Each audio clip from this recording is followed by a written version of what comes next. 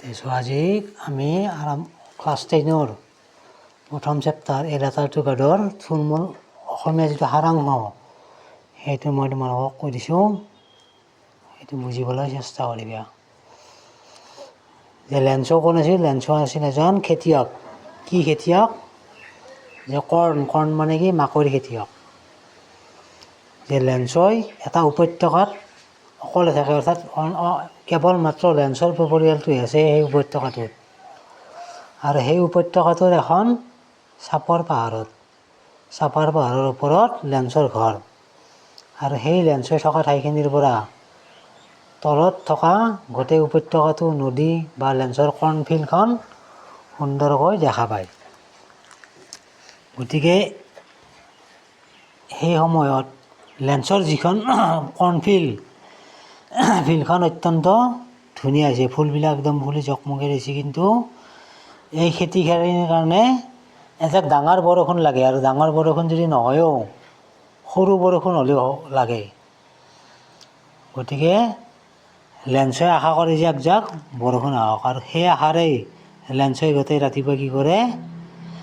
উত্তৰ পূব আকাশৰ ফালে চাই থাকে। উত্তৰ পূব আকাশৰ যদি মেঘ ওলায় বৰষুণ হোৱাটো নিশ্চিত বুলি আমাৰ ধাৰণা।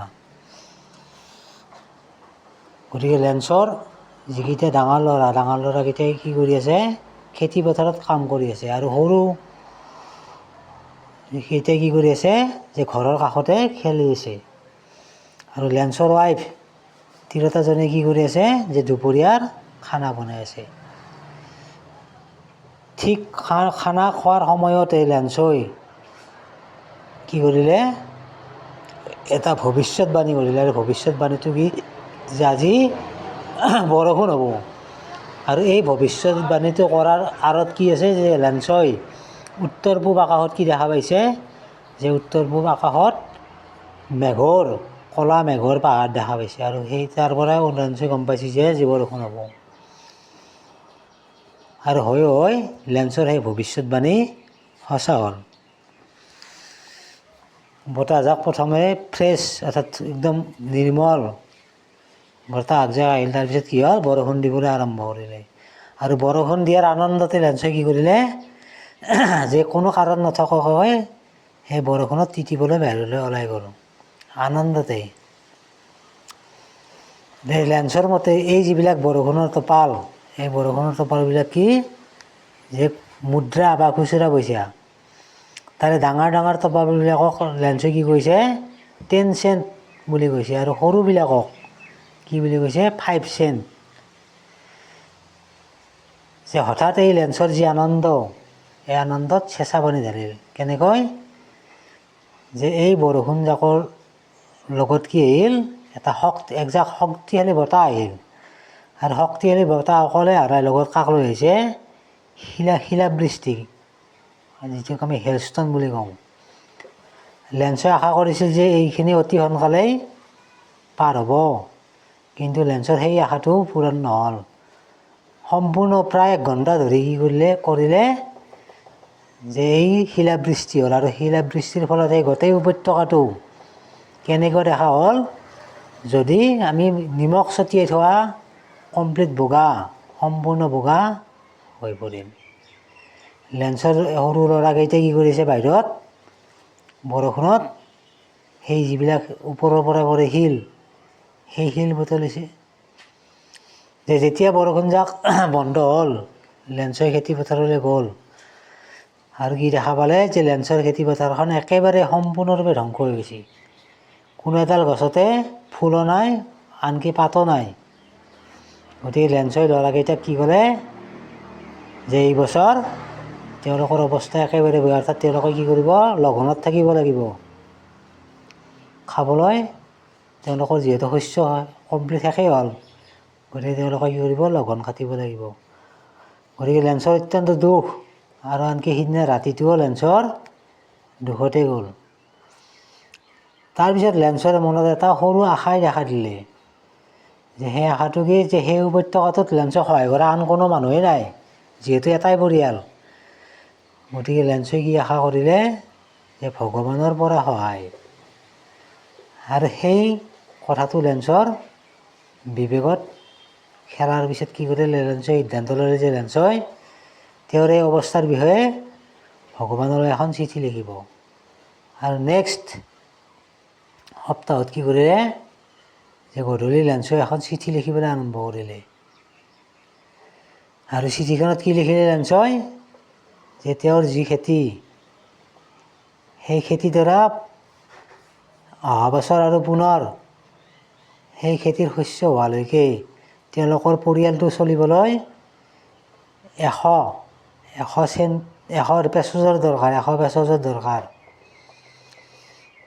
গতিকে ভগৱানক কাৰণটো ক'লে যে যিহেতু বৰষুণ জাকে, শিল বৰষুণ জাকে, গতিকে সেই টকাখিনি ভগৱানক দিবৰ কাৰণে অনুৰোধ জনালে। আৰু চিঠিখন লেখা হোৱাৰ পিছত কি কৰিলে যে পোষ্ট অফিচলৈ লৈ গ'ল আৰু পোষ্ট অফিচত এনলাভ আৰু টিকেট মাৰি কি কৰিলে এইখন মেইল বক্সত ভৰাই দিলে।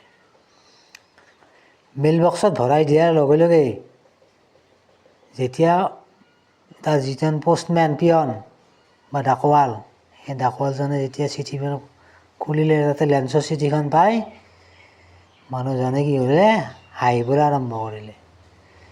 হাঁহিবলৈ আৰম্ভ কৰাৰ কাৰণ হ'ল তেওঁৰ যিটো ইমান দিনৰ যিটো কৰ্মজীৱন এজন ডাকোৱাল হিচাপে বা পোষ্টমেন হিচাপে তেওঁ আজিলৈকে সেই এড্ৰেছটো পোৱা নাই, যিটো এড্ৰেছত কি লিখা আছে টু গড, অৰ্থাৎ ভগৱানলৈ। গতিকে ভগৱানৰ এড্ৰেছ আজিলৈকে নোপোৱাৰ কাৰণে কি কৰিছে তেওঁৰ হাঁহি উঠিল আৰু হাঁহি ৰাখিব নোৱাৰি তেওঁ আচৰিত হৈ চিঠিখন আনকি তেওঁৰ মালিক, তেওঁৰ অৰ্থাৎ বছ অৰ্থাৎ পোষ্টমাষ্টাৰৰ ওচৰলৈ লৈ গ'ল। পোষ্টমাষ্টাৰজনেও আৰম্ভতে চিঠিখন দেখা পাই, এই এড্ৰেছটো দেখা পাই তেওঁৰো হাঁহি উঠিছিল, কিন্তু অলপ পিছতে তেওঁ কি হ'ল গহীন হৈ পৰিল। কাৰণ তেওঁ ভাবিছিল যে এই যিজন লিখক, এই লিখকজনৰ ভগৱানৰ প্ৰতি গভীৰ বিশ্বাস আছে। গতিকে সেই গভীৰ বিশ্বাসটো যাতে অটুট থাকে, সেই গভীৰ বিশ্বাসটো অটুট ৰাখিবলৈ তেওঁ কি সিদ্ধান্ত ল'লে যে চিঠিখনৰ উত্তৰ দিব। কিন্তু যেতিয়া চিঠিখন পঢ়ি খুলিলে কি দেখা পালে যে তাত উত্তৰ দিবলৈ কোনো ঠাই নাই। তাত কি লাগিব, সদিচ্ছা লাগিব, অৰ্থাৎ তাত টকাহে লাগিব। লেঞ্চক কি লাগে, টকা লাগে, 100 পেচেজ লাগে। গতিকে লেঞ্চই তাৰো এটা সমাধান উলিয়ালে। কি কৰিলে যে নিজৰ দৰমহাৰ এটা অংশ দিলে।